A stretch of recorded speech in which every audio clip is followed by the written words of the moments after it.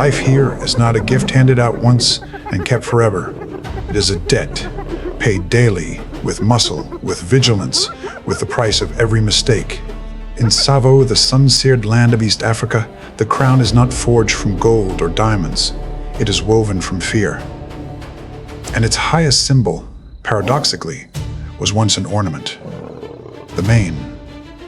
In many other parts of Africa, a thick mane is armor, a decoration of male power, a silhouette the savannah recognizes from far away. But in Tsavo, the heat negotiates with nothing, not even beauty. The heavy mane traps too much warmth, drives the body toward dangerous overheating, and turns pride into a fatal weakness. So this land gave rise to nearly bareheaded kings, throneless rulers who can still make the ground tremble with a single roar.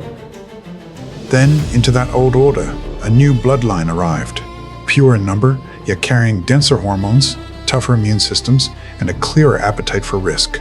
No blood needed to be spilled at first. Contempt was already visible in the way the old male shadows withdrew into dusk. From that moment on, Tsavo's balance of power shifted. A new dynasty had begun, and with it, a message ran across the grasslands. The new king had arrived.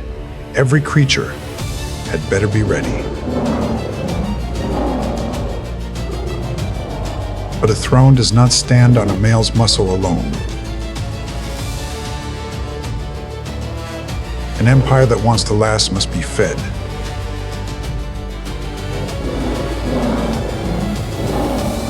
And that work belongs to the lionesses. They slide through the grass like low streaks of fire, wasting not a single movement. Their first target does not have to be the biggest, the bloodiest, or the most glorious.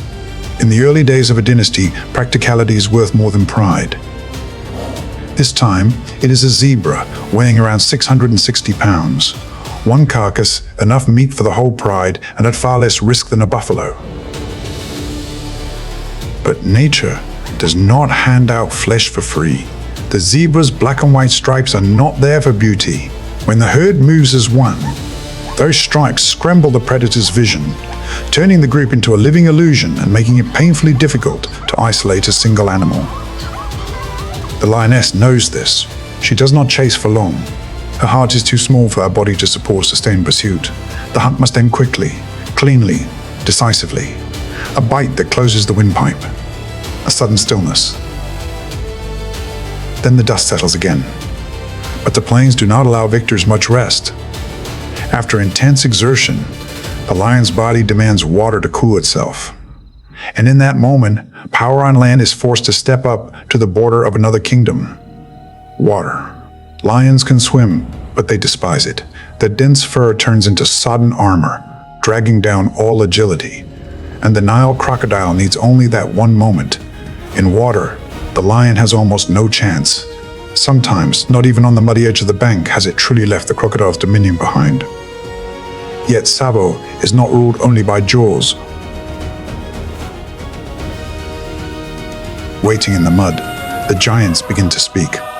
Young bull elephants are passing through fierce hormonal surges, swollen with confidence, aggression, and the intoxicating certainty of their own size. To an elephant, a lion is not a worthy enemy. But lions are persistent. If they cannot bring down the giant, they will turn toward the weakest link, the calf. It is the oldest strategy on the savannah, but at close range, the roar of a mother elephant is more than sound. It is pressure, a shock that rattles the rib cage and shivers through the attacker's nervous system. The lion finds no opening, and in that instant, the savannah turns its face and reveals its deeper truth. Not fang, not claw, but the body of a mother standing between death and the life behind her. Challenged from every side, starved, denied by elephants and humbled by water, the new dynasty comes to understand one thing. If it wants to truly wear the crown, it will need a coronation of blood. And this time, the prey will not be weak. It will be the African buffalo, a living fortress weighing up to 500 pounds, armed with a horn span of more than 3 feet. A lone lion has only about a 20% chance of walking away from such a confrontation without serious injury. But when the whole pride commits the assault, their chances of surviving nearly double. The lionesses are the spine of this battle. They bite into the hips, hook into the neck, and drag until the red dust coats fur and blood alike. This is the moment the new male must prove his worth, not with a roar, but by stepping directly into the most dangerous point of the struggle. And when the buffalo finally collapses, Tsavo understands the throne has been secured. But power never stands still. It is always hungrier than it was yesterday. The next prize rises on the horizon, the Maasai giraffe, towering over 16 feet tall, a giant whose kick alone could shatter a lion's skull. Yet the hunters understand the laws of the body. The giraffe carries in its chest a heart weighing more than 24 pounds, forced to labor furiously just to pump blood upward against gravity. When pursued, that heart surges toward its biological limit. The lions do not rush in. They wait. They wait until the giraffe's own height becomes a burden, until endurance begins to turn against mass. Then they tear into the softest points beneath the thick hide, and the scent of death spreads far enough to summon the cleaners of the savannah. The new empire has not merely survived, it has touched domination. But Tsavo was never a board, made only for lions. Human beings have wasted far too many centuries misunderstanding the spotted hyena. They called it a coward, a scavenger, a thief of leftovers.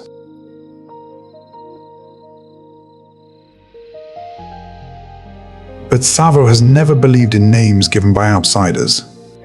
On this hot, dust-baked earth, truth is written in what remains after the hunt. And the truth is that the hyena hunts up to 90% of its own food. Its special weapon is not explosive speed, nor a regal appearance that inspires awe. It is endurance. Its heart is significantly larger for its body size, allowing it to turn every hunt into a long war of attrition. If the lion is an explosion, then the hyena is a blade that keeps sawing without tiring. And when the prey is a zebra, its brutality becomes nakedly clear. For the hyena, speed of consumption is not greed. It is survival. No mercy, no final words. Often the prey is torn apart while breath still moves through it. Not far away, the cheetah learns the opposite lesson. To reach nearly 70 miles per hour, it sacrificed almost all defensive strength. After each chase, the body falls into severe oxygen debt, and the hyena knows that with perfect cruelty. For the cheetah, a kill is not yet a meal. Even with hungry cubs waiting, it cannot gamble against the bone-crushing jaws of the robbers.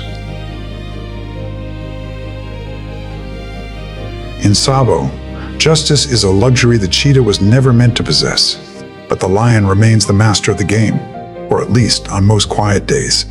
Even when its performance declines, very few creatures dare challenge it head-on. Yet a lion's ambition rarely ends at its stomach. It can see the threat still sleeping in the dark dens, hyena cubs with eyes that look innocent only because they have not yet grown into their future. Hyena society is a strict matriarchy. Males are second-class citizens, wanderers, nomads without true power in the structure. The mothers, burdened and alone, must leave the den to hunt, trading flesh for milk. And that absence often becomes a death sentence. When the cry of a bloodline being severed rings out, the mothers race back in a storm of adrenaline. But even a large clan cannot always face two adult male lions at once. The lions win that battle. Yet as the hyenas retreat, the look in their eyes is no longer simple fear. It is the look of a creature that has lost its absolute respect for the king. From here onward, the war in Tsavo will never truly end. Leaving Uganda does not make the story gentler. It only changes its colors. If the savannah is an open stage where every creature is exposed to the light, then Borneo and Sumatra are kingdoms of green darkness, where the canopy is so dense that sunlight must tear through layers of leaves before it ever reaches the ground. Here, power is not always declared by a roar. Often, it is held in silence, in memory, and in the ancient trees that carry the fate of entire generations inside their hollow trunks.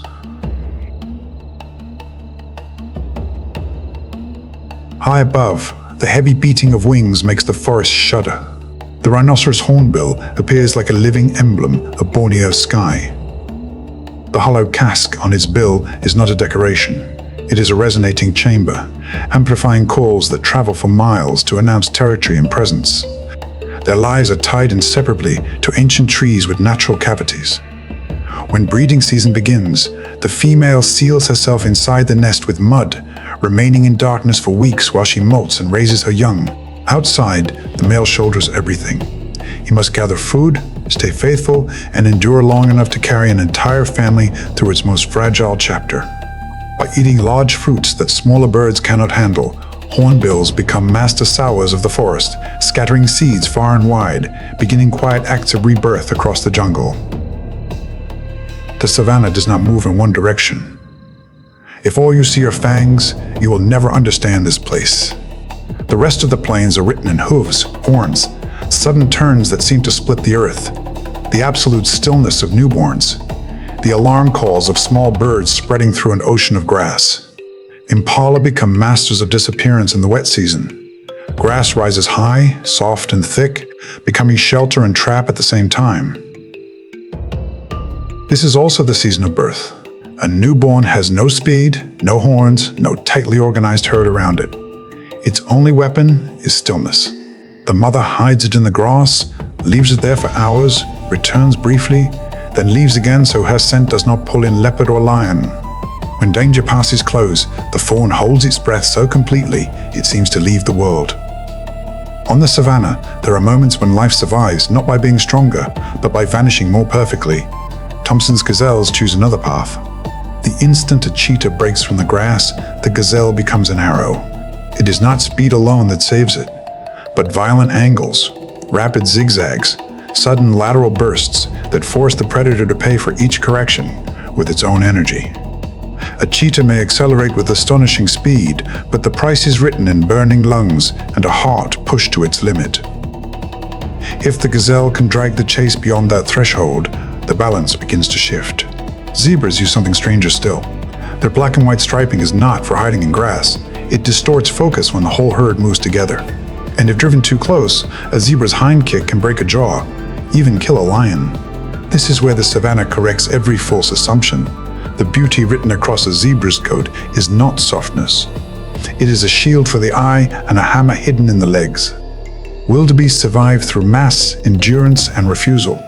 Immense herds roll across the land, turning the ground into a drum. They are not beautiful in the way people frame wildlife posters, but that enormous living storm creates a visual chaos so dense that a predator struggles to isolate one body from the rest. And when cornered too sharply, the curved horns become knives. Many turn and drive straight at their attackers, hitting with the desperation of animals that understand one more backward step means death. Buffalo are fiercer still. A single one can weigh close to a ton. But what makes lions truly wary is not size alone. It is memory and herd discipline. The instant danger appears, the buffalo fold inward, calves to the center, horns out, forming a wall of steel. One charge can destroy a predator's confidence in an instant. The giraffe, gentler in the human imagination, keeps a dead zone of its own.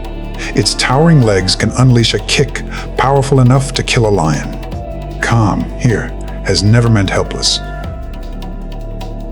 If this story remains with you after the screen goes dark, let it remain not as a sigh, but as a summons.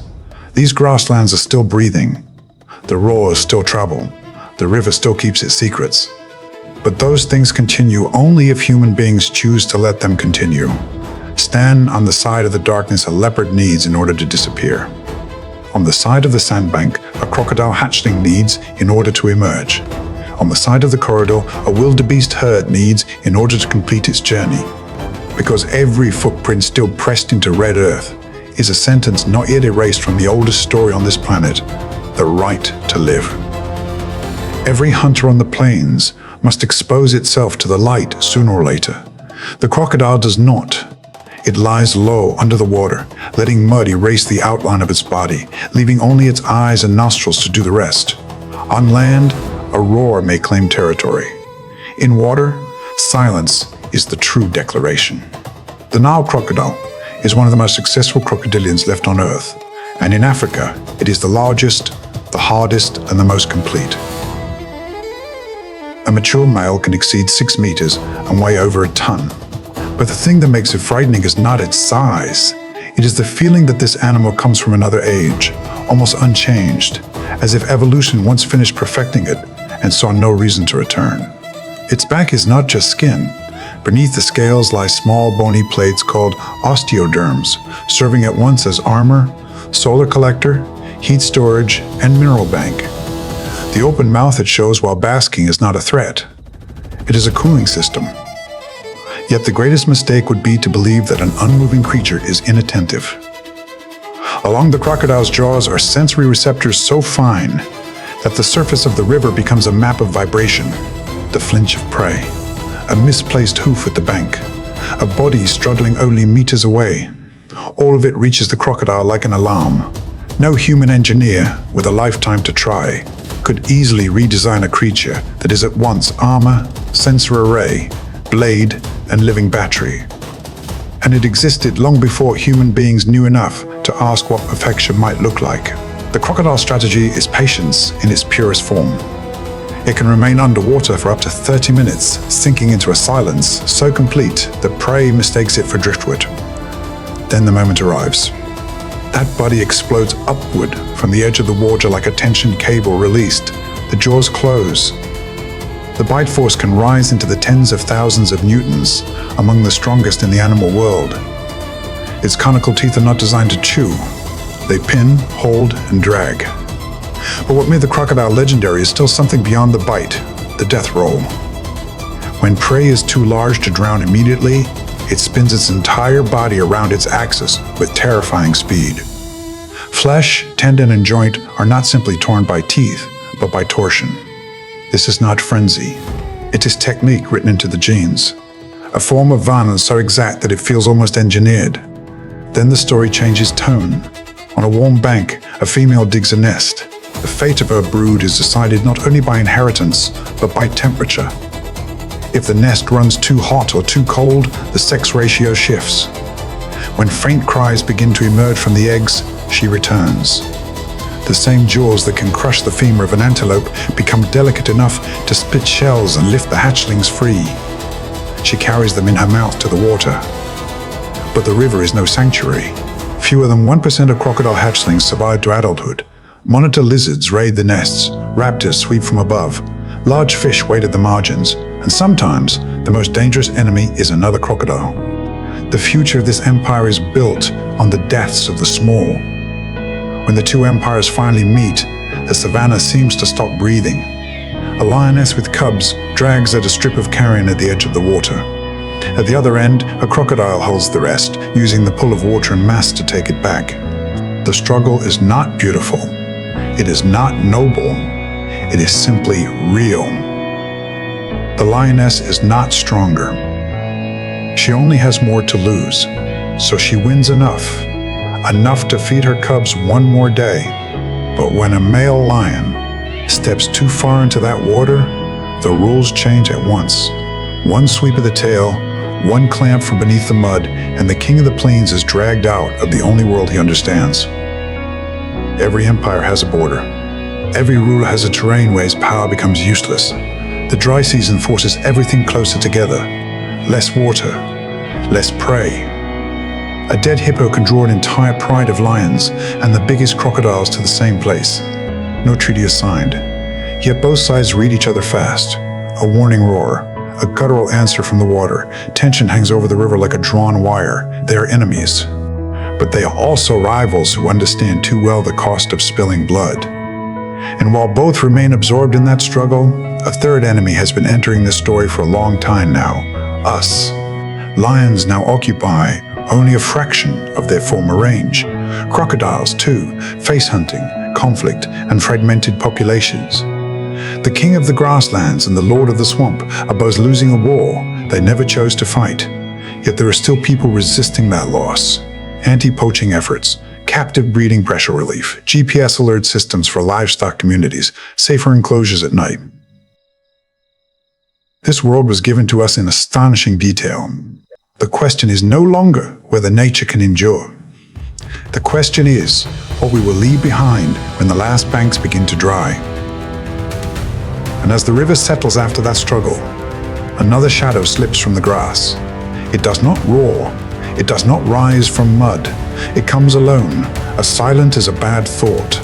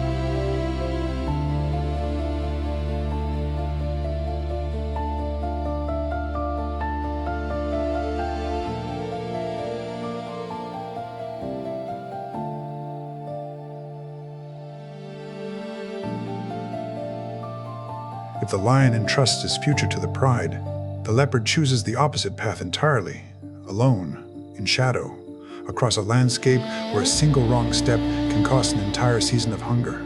It is the predator of the edge between light and dark, of low thickets, of tree shadows cut across hot ground. Its golden coat marked with black rosettes was never made for beauty. It was made to fracture the outline of its body into patches, to dissolve into dry grass, bark, and leaf shadow. Millions of years ago, its ancestors crossed from Asia through hard country and kept on their bodies. Only what mattered most for a solitary life: soft feet, low shoulders, a tail long enough to balance, and the strength to kill prey and then remove that prey from whatever came afterward. A mature leopard may defend a range stretching across dozens of square kilometers. It needs no fence posts. Territory is written in scent, claw marks on bark, and the silent presence of the owner himself. The dry season makes that life harder than ever. The ground cracks open. Heat rises as if from a kiln. Waterholes shrink into mud. And where water remains, hyenas have often arrived first. A large clan can dominate almost anything by sheer numbers, not to mention the crushing force of its jaws. The leopard knows this. It does not compete unless forced. It goes farther, finds damp places others overlook, and accepts thirst if that is the price of survival. But thirst is only one problem. The leopard must also hunt. Impala become one of its familiar targets, spring-loaded, quick, alert, capable of moving in herds that function like defensive walls of nerves and vision. The leopard advances one careful step at a time, setting each foot down as though afraid to crack the earth. The whole hunt is a contest between time and sound.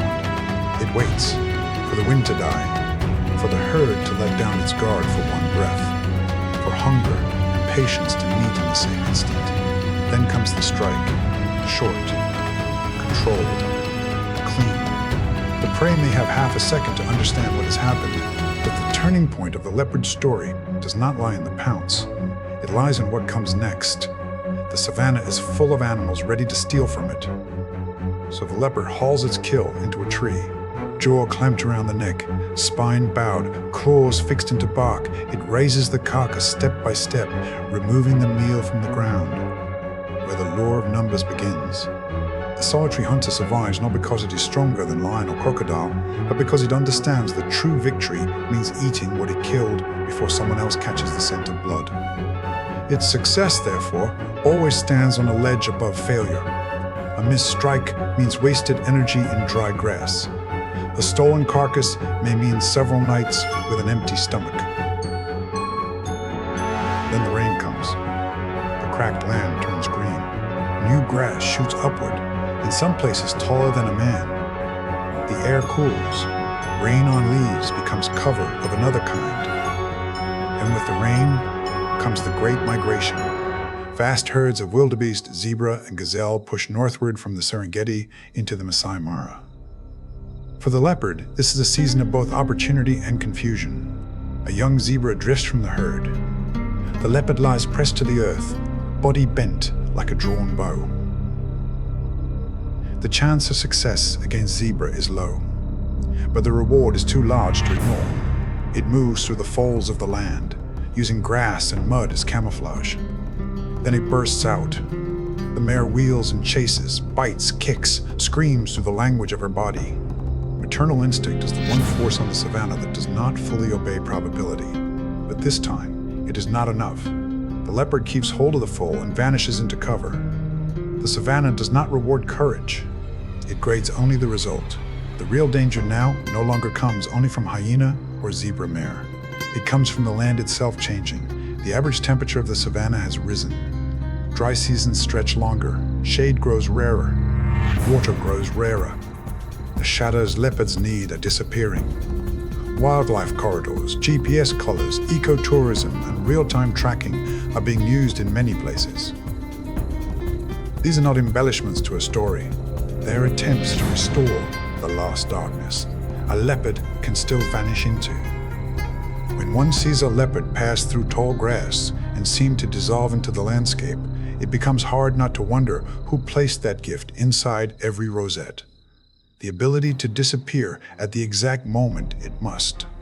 And beneath the branches where it hoists its kills, another species is already waiting, not to pull prey upward, but to drag everything lower. Closer to bone, closer to truth, closer to the night.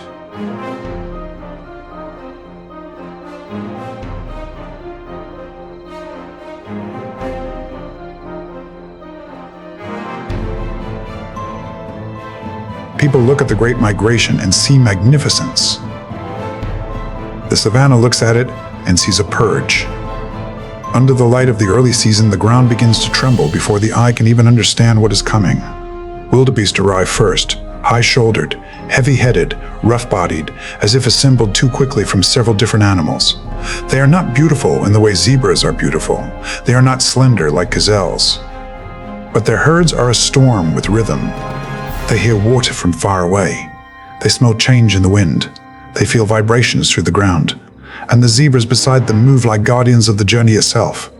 With a near full-circle field of vision, they read the horizon better, catch movement in the grass faster, detect the shadow of a predator sooner. They are not kin to the wildebeest. They simply share the same silent vow, live long enough to see one more sunrise. Gazelles move along the edges, lighter, quicker, easier to leave behind. Yet the presence of all three species together creates a living network of defense, each giving the others what it alone possesses. That network, however, is not kindness. It is calculation written by nature. When hundreds of thousands of bodies move at once, the newborn, the weak, the wounded, the ones who lose the rhythm, begin to drift toward the edges of the current. And at those edges, other eyes have been waiting for a long time. Lions watch the margins. Hyenas watch the space between mother and calf. Cheetahs watch for the instant a gazelle turns the wrong way. But all the hunters of the land become smaller when the migration reaches the place where earth and water stop respecting each other's boundary. The Mara River appears quiet. That is the most frightening kind of quiet. Its water is brown, dense, seemingly idle. But just beneath the mud, a force has been waiting there almost since the age of dinosaurs. The Nile crocodile does not chase the herd. It lets the herd fall into it. A mature male may stretch beyond 6 meters and weigh more than a ton. Its back is bone-armored. Its belly hugs the riverbed. Only the eyes and nostrils show enough for the world to forget it is there. Everything about this creature has been made for a single moment, to lock shut and not let go. Its bite force rises into the tens of thousands of newtons. Its tail provides the burst. Its jaws do the rest. The whole river becomes a trap. Wildebeest stand at the edge, torn between the instinct to go forward and the species' memory of the deaths already dissolved into this water. Then one jumps. The rest crash after it. Mud erupts. Hooves strike other hooves. The cry of a calf cuts through the chaos. The river explodes. A crocodile's head surges up. A body disappears as though the water itself erased it from the world. But the turning point of the migration is not death.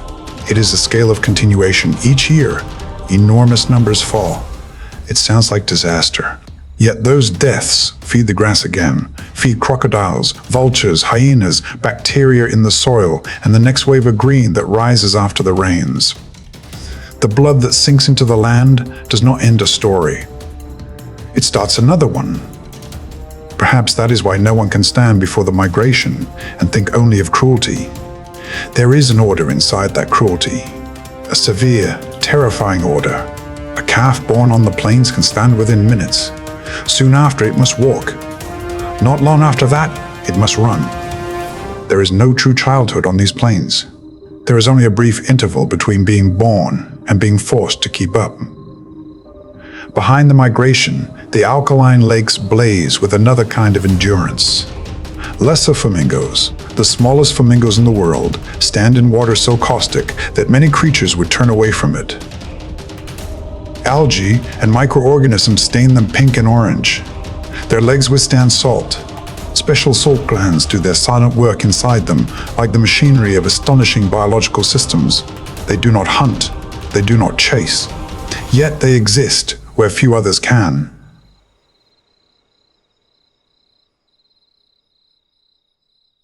Some animals change the ground simply by passing over it.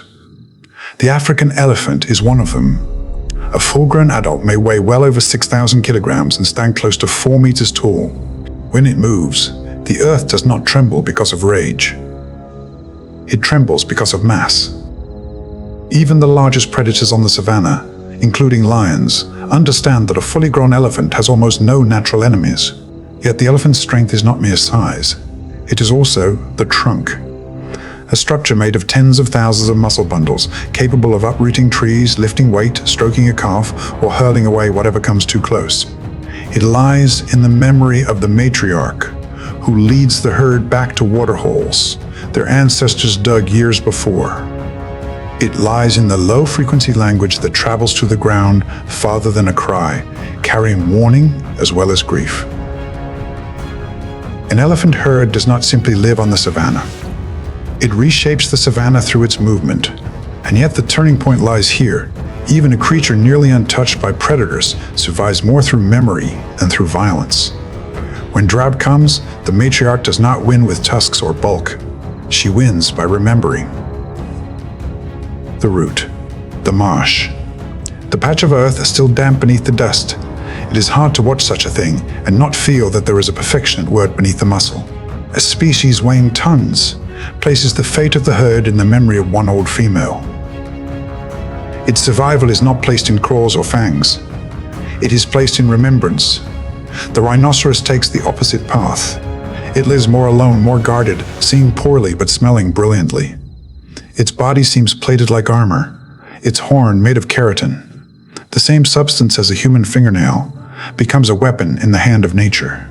A full-grown animal may weigh well over 1,000 kilograms. Its blurred vision forces it to read the world through scent and sound. A strange odor, a footstep out of place, a short noise. That is enough to trigger a charge. During breeding season, males clash using the very horn that defines them. Some battles last for hours. Some deaths come not from lions, but from another rhino. The black rhino moves even more slowly through time. A pregnancy lasts many months. Each calf remains with its mother for years, and population growth is painfully slow. A creature of such size, yet with such a fragile future. And on its back stand red-billed oxpeckers like tiny sentries, removing parasites and sounding the alarm when something approaches. Even this giant still needs a bird to watch behind it. The giraffe bends the idea of strength into another form altogether. Its neck may stretch beyond 2 meters. Its heart is immense, strong enough to push blood upward to the brain. Yet it still possesses only 7 neck vertebrae, the same number found in a human being.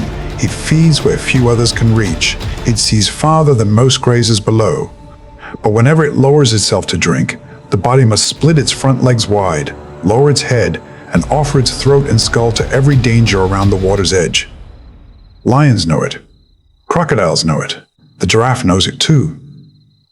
A design that seems miraculous becomes suddenly vulnerable simply because it needs water. Then, in mating season, their elegance becomes a hammer. Males begin to neck. Their heads swing sideways. Their necks whip like heavy clubs. The bony knobs on their skulls slam into ribs, shoulders, and flanks. The sound can carry across the open country. A well-placed blow can break ribs, damage organs, even drop a rival instantly. It is a slow, cold form of violence. Not dramatic, but final. Rhinos charge straight. Elephants overpower by sheer mass. Giraffes turn their own towers into weapons. Each species has its own way of telling the world that it cannot be erased easily from this landscape. And yet the greatest danger now no longer comes from clashes between giants. It comes from shrinking land, poaching, fences, roads, and dry seasons that last longer than they once did. Rhinos are hunted for horns that hold no real medicinal power. Elephants lose the roots passed down across generations.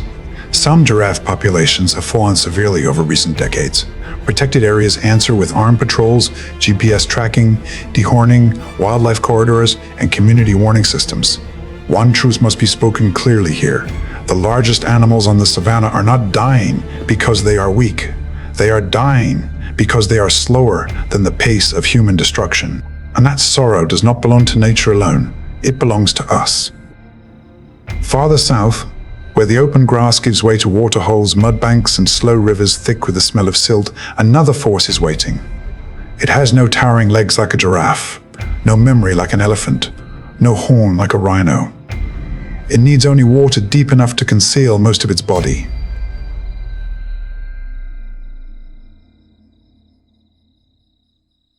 The instant the lions reveal themselves, the savannah changes face. The earth begins to shake beneath pounding hooves. The buffalo do not explode into panic. They turn. Calves are driven inward. Great heads lower in unison. The herd becomes a living barricade, an army with no formal training. Yet a response so exact, it feels written into them by every hard season that came before. A single countercharge can hurl a full-grown lion clear off the ground. And this is where the savannah reminds everyone of the truth. On these plains, the title of king is never a guarantee of safety. This is a land of extremes. By day, the sun beats down until the ground splits open in dry, baked fractures. By night, the heat drains away, leaving a cold sharp enough to slice through exhausted flesh. Tall grass feeds herbivores, hides them, and becomes the perfect curtain for ambush. Acacia trees stand scattered like lonely sentries, offering rare shade, yet also casting shadows deep enough for death to crouch inside. From a distance, the savannah seems open. But the more open it is, the more it becomes the greatest trap of all. No caves, no deep forests, no doors to close against fate.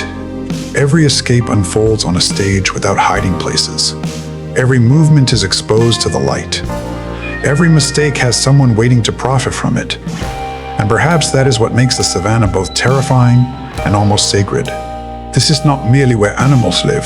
This is where essence is forced into the open. Lions cannot rely on majesty alone. Buffalo cannot rely on sheer size alone. The hunter must be hungry enough to risk everything, clever enough to wait, disciplined enough to compress chaos into a single fatal moment. The hunter must be stubborn enough to stand, calm enough to hold formation, brave enough to turn back into danger when one of their own is being dragged away. On this land, victory does not belong to whoever is called the strongest. It belongs to the one who understands the limits of its world more clearly than anyone else.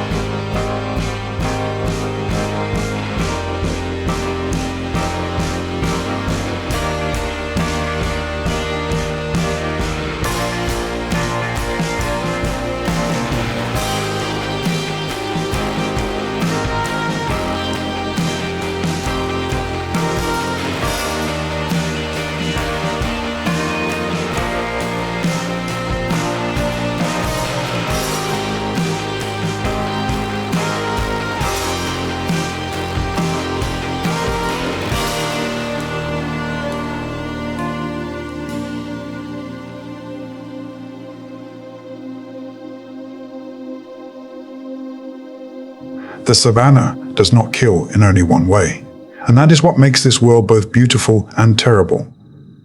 Death does not wear a single face here. It may come in the form of a pride of lions operating like a war machine. It may arrive on the silent feet of a leopard, so soft that even the grass has no time to bow. It may explode like a bolt of lightning through the body of a cheetah, then vanish seconds later because the creature has nearly burned itself alive with speed. Or it may come in the warped laughter of the spotted hyena, a sound humans have long mistaken for cowardice, when in truth it belongs to one of the most relentless and battlefield-savvy hunters on the plains. The lion is the clearest embodiment of collective power. No other great cat places its fate in the strength of a group the way it does. Lionesses carry out most of the hunts, coordinating in crescent formations, controlling the wind, cutting pathways, severing prey from every illusion of safety it once possessed. What makes lions terrifying is not muscle or jaws alone. It is the psychology of the hunt, They do not merely attack flesh, they assault resolve. A prey animal isolated from its herd often loses long before the first bite lands. On the savannah, isolation is the first act of violence. Everything that follows is only the formal conclusion. But if the lion represents the power of unity, the leopard proves that solitude is not the same as weakness. It does not need support. It does not summon a pack. It does not announce itself with a roar. It trusts in patience, in silence, in the ability to dissolve into shadow, bark, and grass, as though it were never there at all. Its rosetted coat is not merely beautiful. It is a living deception. The leopard does not rush toward chaos. It waits. It waits until the gap is narrow enough, until the victim takes one careless step, until the world falters for one beat. Then it detonates. Fast, brief, violent. And once the kill is made, it does what few predators can. It drags prey several times its own weight into a tree, lifting its meal out of the reach of hyenas, lions, and every thief, following the scent of blood.